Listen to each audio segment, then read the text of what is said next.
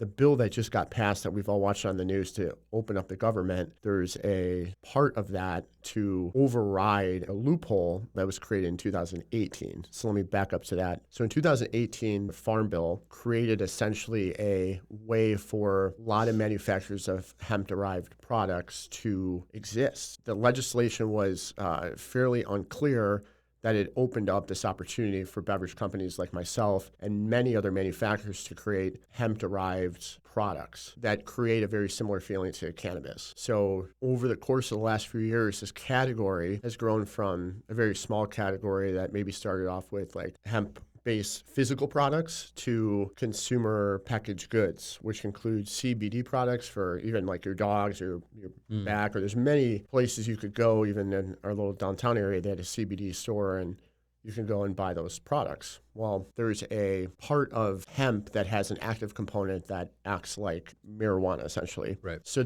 over the course of the last few years, not only has there been an emergence of beverage companies like ourselves to revolutionize the drinking experience, but there's also been some bad actors that have created products that are THC hemp-derived that have been sold like at gas stations and other places. I personally haven't seen this. This is the argument made why there's need for swift regulation, and that there is these products being created that like will even have wrappers that make it look like candy, and supposedly kids are allowed to buy them and consume them. So cannabis, highly regulated in the states in which it's allowed. 2018, there's a farm bill passed that creates a loophole for hemp-derived, essentially THC. From that, it's a wild, wild west of people creating beverages, gummies, other non-consumable products as well, but the majority of that industry has now become that, I would say is fair, right? And this shutdown bill that just passed closed that loophole, putting in jeopardy all of these businesses that have been created in the last several years to sell intoxicating products. Correct. So not only does it shut down the intoxicating part, but the non-intoxicating part it shuts down as well. So Sure. I would say CBD is really non-intoxicating, and many people will use it for pain relievers and for stress and the myriad of other things. Same with the THC, the intoxicating side. It shuts it down for everyone. So it is affecting essentially a $28 to $30 billion industry that was starting to thrive as an alternative, in our case, to alcohol consumption, and in many other cases, thrive in its own right for the products that it was making and benefiting people. That is what I think would be good to focus in on. So rather than there's all these different products that are allowed in the hemp bill, the real energy around all this is in the products that essentially work like cannabis products. Would you say that's fair or no? No, not really. It's really the energy is around these farmers that produce hemp, that produce all these products, intoxicating or not. Now, essentially, there's legislation to say we have a year to wind this down, or in a year from now, this will be absolutely illegal. So the good news is, and I'm sure we'll expand on this, it wasn't shut down like tomorrow it's illegal. It is. You have 1 year from today, or 1 year from when the bill was signed last night, to do whatever you can within your business to then know like it's going to be shut down. And that is initially how one could read it, but I see it as actually a major opportunity for the space. But I think for the purpose of our conversation, I'm more knowledgeable about the beverage side of it. Okay. I do know it affects way more than beverage though. Yeah. And that's the inherent issue with this. Like the intoxicating side, as much as the other side, it's going to affect, I would venture to guess, like hundreds of thousands of jobs. It's going to affect this economy that was thriving. It sends a signal to like stifle innovation to me. That all said, I think what it creates is an opportunity to be thoughtful about what it can look like. Okay. What world can exist with this alternative, and again, speaking to beverages, alternative to alcohol, not in lieu of, but alternative, where there can be guidelines on how much of this intoxicating hemp THC should be allowed in a container. What is the regulation in terms of age gating? How can it be sold? What mechanism? Can it be sold online? Can it be sold only through stores, much like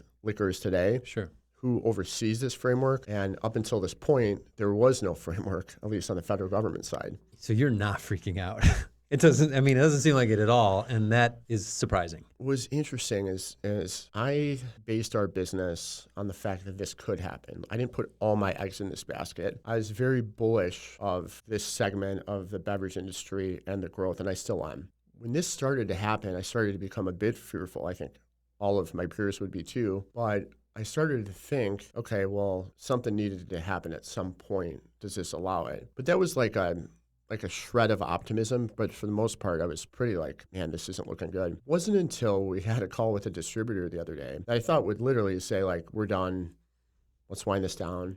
That carries our product. So a distributor meaning we ship our product to them. This is one that's out of state. They then get it into stores or retailers or restaurants or bars, wherever they can sell it, they sell it. This is for Easy Man. This is for strictly Easy Man I'm talking about. So we have a conversation with that distributor and he's like, hey, I'm ready to get going. Like, let's go. We're all in. And I'm like, what?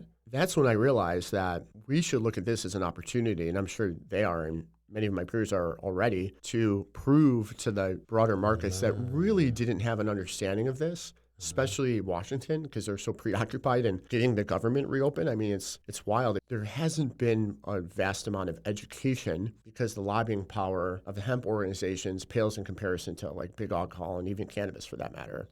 Even though the funny thing is cannabis isn't federally legal, they're still lobbying in Washington. Right. So if this were to be allowed, it could theoretically affect the alcohol industry and it could affect the cannabis industry. And both have their concerns. However, why I was also bullish is the alcohol industry started to get really behind this movement. Behind the hemp-derived THC beverage movement. Okay.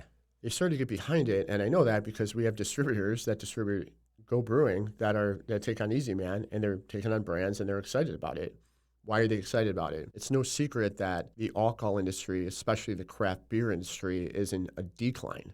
People are drinking less and they're consuming these products. Distributors are smart people. Like, they're like, we want to fill trucks. So they're looking at always alternatives. Like, who wouldn't be in your business, or who wouldn't be in business to look at, okay, this is going down, but how do I shift things to maybe add a new creative SKU to change that? Mm-hmm. The cannabis companies are in an interesting predicament because they had to go through an enormous set of regulation hoops. They had to jump through a ton just to be able to open a dispensary. Sure. So think about your choice as a consumer. You could go to this dispensary, which is not like the best experience. No. You could go to a grocery store and pick up a beverage that really has a very similar effect. So if you look at Binny's and how easy it is to walk in that store versus walking and showing your license and going to a cannabis dispensary, what's the consumer going to choose? Oh, totally. What does that mean? It created crazy risk for the cannabis industry, so much so that they started to see the writing on the wall, and many of them, including the biggest cannabis companies, are starting to create their own hemp-derived THC products, because even if they created a cannabis one, they can't sell it at Binny's because it's illegal. Right. So you can see it's in their best interest to crush this bill because, like, what are they going to do? And if they can't crush it, then they have to join it. So then they're going to be looking at brands to partner with. They're going to be looking at making their own beverages. And it's already happening. Like, GTI is a publicly traded company, Green Thumb Industries, and they actually own a company that owns Senorita, which is a THC-derived product. So the irony here is on the public stock market, you can purchase that stock, and you're essentially purchasing stock that has an underlying component that technically will be illegal in a year. So it's kind of mind-boggling, right? Yes. I mean, in the way that I think a lot of people who don't track this specifically, or maybe don't even track politics generally, throw their hands up and go, everybody just isn't thinking in a common sense way, and that's why I don't pay attention. And there's going to be a lot of that here. So do you see, from your perspective within the industry and the THC beverage industry specifically, like really common sense solutions that everybody could wrap their head around and go, why is this so hard to figure out? I do, but I also am cognizant that there's a lot of politics despite common sense solutions. Common sense doesn't always prevail. What I see from the product standpoint and why I'm bullish on this market is, one, for all intents and purposes, we're talking about kind of a different consumer that would otherwise go into a cannabis shop, meaning that the person that's shopping for these products want a lower dose, or they're trying to just get into this or trying to find these alternatives. If you're going to a cannabis shop, there's a lot of friction to go in there. Like, you're going there for a purpose. You're not going there just to like browse. Right. You're literally finding these beverages now at like Sprouts and other places that are grocery stores, and you're discovering them. And in many cases, you want to, if you're doing it like I did, you want to find an alternative to alcohol to, again, not totally like kill alcohol, but like some days maybe you just don't want to drink alcohol. And what I found is the benefits of the THC, the hemp-derived or hemp intoxicating products, it has a much better effect on your body compared to alcohol. What I mean by that is, if you just wear a watch like I do every night when I go to bed, and you measure your heart rate, in the morning you wake up, you get notifications, and typically gives you like an HRV, which is like how much is your heart rate fluctuating, how many how many like milliseconds per beat, and you got your resting heart rate. So you've got these metrics. I don't want to get in the weeds of them, but basically they'll give you a score and say like, here's your sleep score. Anytime I have one of these intoxicating hemp products, my sleep score is better. That means your heart is not working as hard as it would have to otherwise. My resting heart rate's lower. My HRV is higher, which is a good thing. That means more space in between beats. And overall, I wake up and I don't have the anxiety, the hangover that would otherwise with alcohol. And if you compare that with alcohol, you'll see a drastic difference in that your resting heart rate is going to go through the roof, at least 20% higher if you have 2 or 3 beers, especially if it's before bedtime or 2 to 3 drinks. God forbid you have like 6, like I used to drink, like We've all been there. You're going to be a sleep score of 0. And if you do that over time, it's like killing your heart and your body, which is why we have cardiovascular disease in this country. One of the main reasons. Hemp, it's really kind of mellows you out. You do get really hungry. At night, you're going to raid a pantry for sure, but you're typically not in an aggressive state. You're just like more and more of like, hey, I'm going to chill out, which is why we developed the brand Easy Man to be the opposite of like, go, go, go, like, hey, take it easy. So I'm bullish about the category. I do think there needs to be regulation, age gating. There needs to be some sort of tax, because in Illinois, as an example, like there's 0 tax on this product. Contrary to cannabis, there's an insane amount of tax. There's more cannabis tax coming from Illinois than there is from alcohol, put it that way. Wait, explain that. You look at the tax that's generated from the state of Illinois as one example, and the tax that's generated from alcohol versus cannabis. Cannabis dwarfs alcohol. Oh, so the amount of tax revenue the state collects is huge for cannabis. Correct. Compared to alcohol, but it's 0 for hemp-derived THC. Correct. Yeah. So now there's an opportunity here to kind of have your cake and eat it too, so to speak, where Illinois can benefit from some tax revenue and the federal government can as well to some extent, because right now you pay an alcohol tax, an excise tax, you could pay this hemp-derived tax. It all needs to be regulated. It's a lot of work. And where does it fall? Does it fall under the Liquor Commission? Does it fall under the TTB, which is the governing body over alcohol? And all that needs to be sorted out. There would be no world where I think it's like, oh yeah, it's just illegal and like no one's getting compensated in any sort of tax dollars for it. I want to spin this to the perspective of you as an entrepreneur on this, because I think that that's really key, that an entrepreneur that is starting in unregulated industry has to be innovative to beat out competitors, to establish a brand, to maybe even create a market, that kind of stuff. Within a regulated space, there's additional challenges to create the business, but to do it in a way that there's guardrails that you have to be cognizant of and whatnot. And so there's operational challenges, I would imagine, of doing all of that. So can you speak to like how you perceive, I think you said this is an opportunity in the next year to really lean into creating solutions? From an entrepreneur standpoint, I'm looking at this as an opportunity because I know the other brands behind it. There are some amazing brands that are helping pave the way to create this new industry, like nowadays, like Dadgrass, like Wink, Can. They've been creating these products for years now. Like, we're newer to the game. They've been operating as an underdog this entire time in this unregulated industry. So I think as a collective, one, we can really show there's a market, and 2, start to develop legislation and a framework and get support for this to work, because there's not really a downside to it from my point of view, outside of the political pressure or the effect that it could have on cannabis. But I do think if there is a way to get smart regulation and that you maximize dosage at a certain level, it does not really affect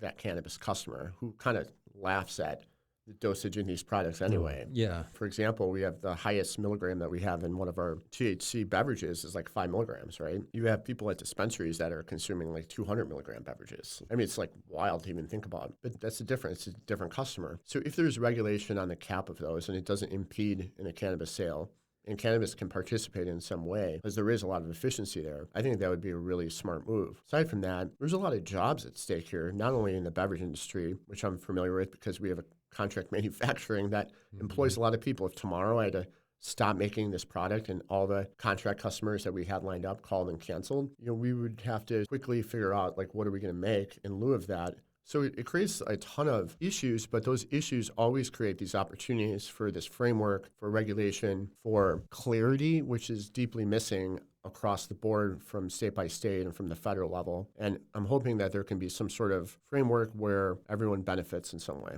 So that can be the innovation. Like, the innovative talent that the industry has can be put towards creating the framework as a solution that makes everybody be able to, I should say, that makes the best brands able to serve the market they're creating. Yeah, it kind of like it'd be operating as if there was no streetlights or stop signs, right? Imagine a world where that is. And in one aspect, you're like, that's really cool. I can go as fast as I want. Until there's lawlessness, until there's like chaos, until there's those bad actors that are driving as fast as they can with no repercussions, you have to put laws in place. You have to put regulations to then stop those edge cases. And in doing so, you're going to put pragmatic speed limits. You're not going to put everything at 5 miles an hour. You're going to look at it and say, okay, here's realistically what's safe to drive. I don't think we're looking at this any differently. I think it's a chance for us as leaders to step up as an industry, show why this is important for all the health benefits that, and I just named a few of my own personal, but this is helping veterans with anxiety. It's helping many, many people that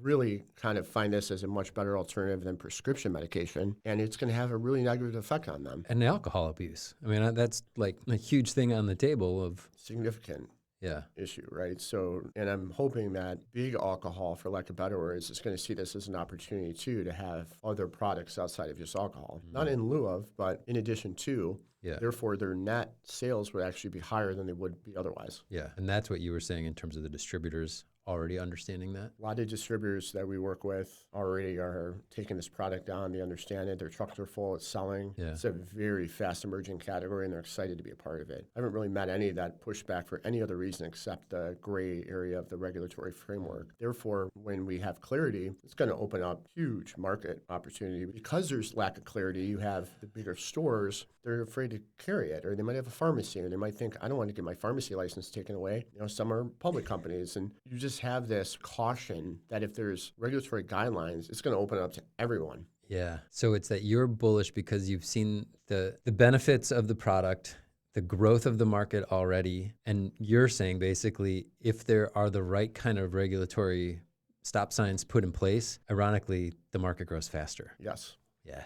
Yeah, because more and more stores will carry it, which represents, at least in alcohol, most of the market. Where you look at total like NA sales as an example, they're not sold online, despite like what someone might think. They're sold at grocery stores, the Costco's, the Kroger's of the world. That's just where people shop. That's everyday consumption. The minute all of that opens up, it's going to be incredible, and distributors want to be a part of it. So it's a win-win. It's going to be a lot happening in the next year. Yeah. I mean, it's exciting. I flipped my mental model on it in the last 48 hours where I was like, oh man, this isn't good. This is going to be good. Yeah. You just have to be ready. You have to be ready to scale and, just know that there's a risk there that whatever you're doing, you might not have the common sense on the other side, but I think consumers will be loud enough, and so will distributors who have a lot of power in Washington to say, no, we want to take these on. We want to be a part of it. And I think what's going to happen is they're going to keep seeing the decline of the beverages they're carrying and know they have to do something. That's going to force it anyway. There's risk in every business. Good stuff. All right. Stay tuned.